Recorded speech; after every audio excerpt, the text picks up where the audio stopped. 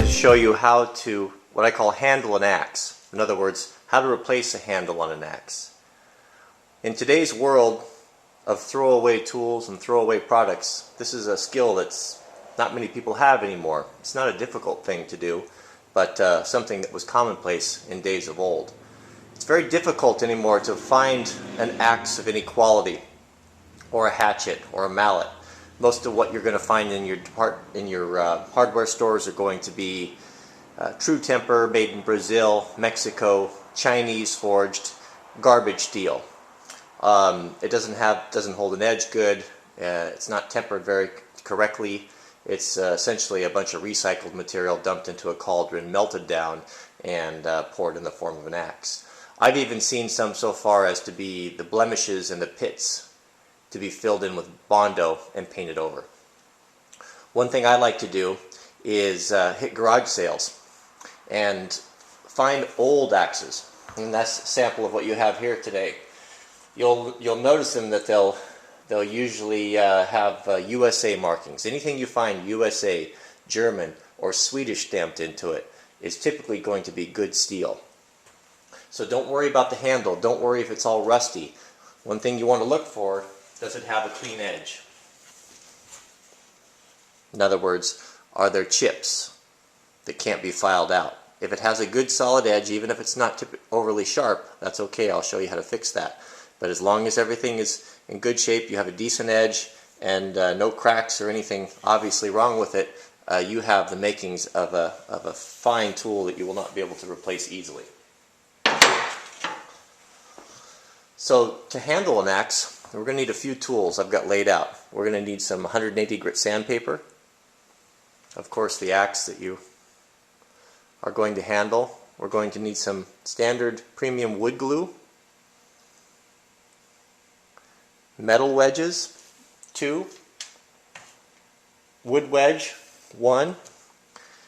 A few basic hand tools, a hammer, a punch, a Sharpie, a saw of some sort. I'll be using a Sawzall, and some boiled linseed oil.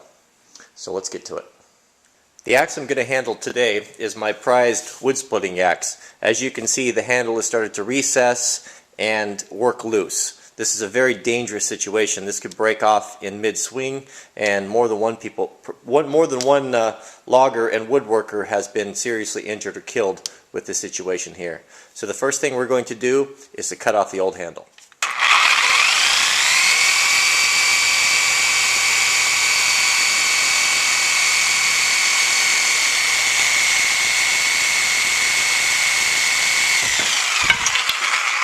With a large punch, drive the remaining handle out the bottom of the axe head. It's larger than the top.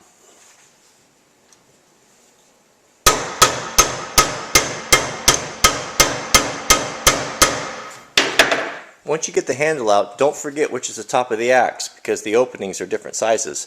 Take a center punch on the top of it and mark it. That way you'll know where the top is.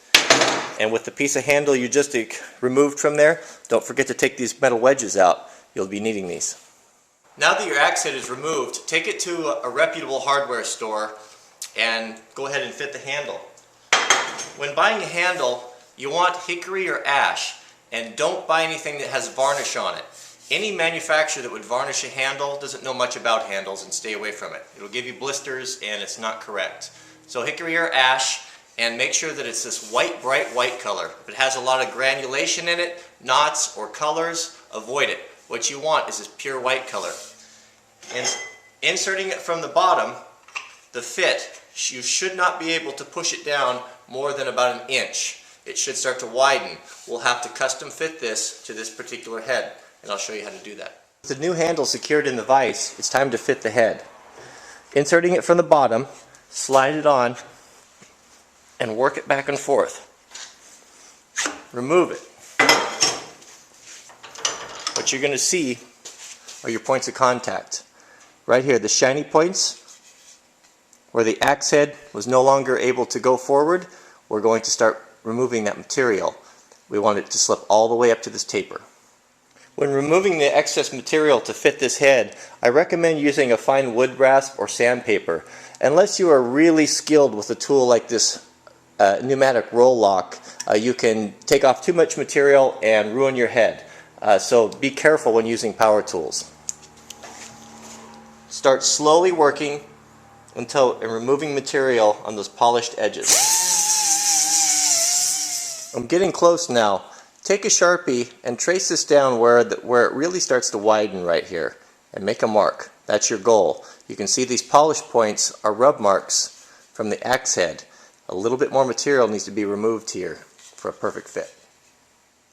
Once you have enough material removed, take your axe and your handle and seat it firmly on the ground. It should be looking something like this. We see our taper coming up right here. We have the axe head seated firmly on the handle. Now it's the time to finish it up. A proper axe handle is going to come with its own wooden wedge. And a proper axe handle is also going to have what we call a kerf cut in here, which is basically a cut that splits the two pieces. What we're going to do is we're going to place this in here, make sure that it fits. It's not too wide. If it is, we need to trim it down. Once we determine that, we're going to put a little bit of wood glue on here and seat it in. Just glue the bottom half. Don't get the glue up on the top. It'll just make a mess. Spread it around on both sides. Center your wedge.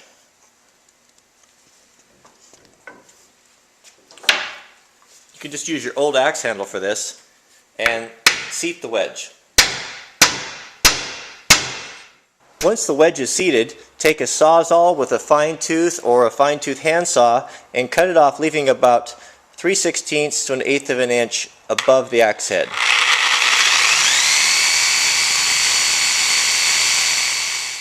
Once you get this cut off, take your sandpaper and sand this down. If this thing, some people say cut that flush, but I like to leave it up, even if it just sticks up a 1/16 or 1/8 of an inch. That's not going to hurt a thing. If you look at axes that come from the famous Swedish axe maker Grundfors Brooks, you can see that from the factory they come sticking up a good 1/8 to 3/16. So who am I to argue with success? To install the metal wedges. On smaller axes like the small forest axe, one wedge will be sufficient, and you can see that they drove that in at an angle, and that is so it didn't get too far to the edges. You wanted to leave a little bit of material around there, and that's fine if you're using the large wedges. If you're going to use the small wedges, you can drive them in at a 90-degree angle to the wedge, just like I'll do here. And when you pound this in, don't worry if it splits a few times or breaks. The glue will help hold it, and it's just kind of the way it goes. It's not going to hurt a thing. Now it's time to put the wedges in. With your axe head just floating loosely on here, don't clamp around the handle because the shock is going to mar the new handle. But just have it resting in there. We're going to put 2 wedges in, and we're going to go with the small. I'm going to go with the smaller ones right here, and about 1/3 of the way in. And what I do is I'll set it, and then check and see, make sure I'm centered right on the wood wedge. And once that's done, I'll drive it in.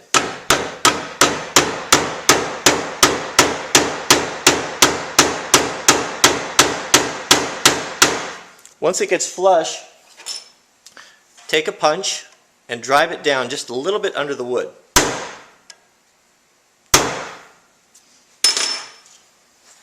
This method of securing wooden handles to metal tools has been used for probably 200 years, and it's the best we have. No one has been able to improve upon it.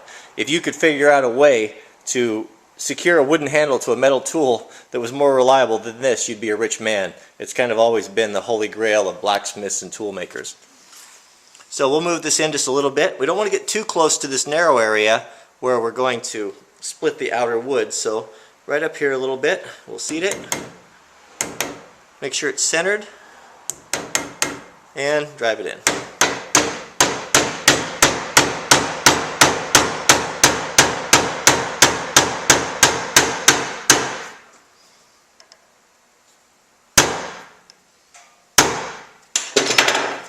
There you have it. Don't buy into epoxies, you'll see that, or glues. They just won't hold up. The shock and the force that this takes, there needs to be a little bit of movement. The epoxies will just break out after a time. The only tried and true way to do this is with a double wedge. We're pressing this way and we're pressing this way. And if you do it like I showed you, this will last for a long, long time.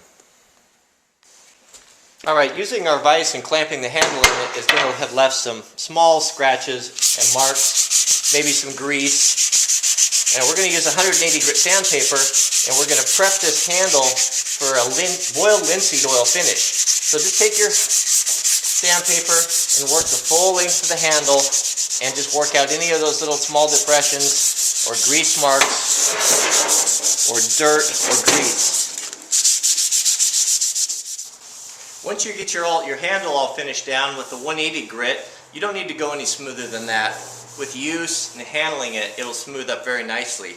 But we have the raw untreated wood of our new handle. Now we want to treat it.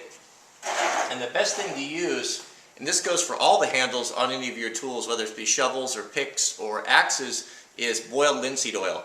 Don't use regular linseed oil, but make sure it's boiled. And I don't recommend putting it on a rag. Just get some of these rubber gloves and dip your finger in it and apply it with your hands. When you use a rag, most of it is just wasted on the rag, and it's kind of expensive, this boiled linseed oil. And coat this really good. About 15 minutes between coats, and apply it about 3 times. And don't forget, up here on the top of the head, use a generous amount in there. This will protect the wood, this will give it nourishment, keep it moist, and not only waterproof it, but keep it from splitting, and will just, over time, will just give it a really nice brown luster that's nice to handle, as you can see from this axe, with many, many coats. So, let's finish this up. You know, I take a lot of, there's a lot of joy and pleasure in doing a project like this. Like I said, I just really reject this throwaway culture. Yeah, you can go buy an axe or a maul or whatever at Walmart for 15, 19 bucks, but what do you have? You have something that just is worth nothing, it has no value. It will let you down, it's not reliable, something you'll never be able to pass down to your own kids. But something like this it's an enjoyable project, and it's a skill that is going to come in handy. Because if we get into tough times, gasoline or oil becomes scarce, tools like this are going to make the difference between life and death, especially if you live in an environment like I do, where heating with wood will be a necessity. So I just really encourage you guys to get out there and learn these things. Build yourself a good arsenal of tools, hand tools. Get yourself the skills that you'll need. Learn how to use them. Take care of them. You know, the Bible tells us to do all things to the glory of God. There's one thing that God loves, he is order and neatness. And take it, use that mindset with everything you do. Whether you're taking care of your car, whether you're taking care of your tools, keep them sharp. It's a reflection on yourself. It's a reflection on your family. And it says a lot. It says a lot when a guy pulls up to your house to do a job you may be hiring, and his car is full of Burger King wrappers and dirty and unwashed and slovenly. What does that tell you about his character? What does that tell you about the chaos that he lives in, compared with a guy who is neat and orderly in dress and appearance and the way he takes pride in everything? Do you think he'll take pride in the work that he does for you? There's a lot more to it. There's a lot to it.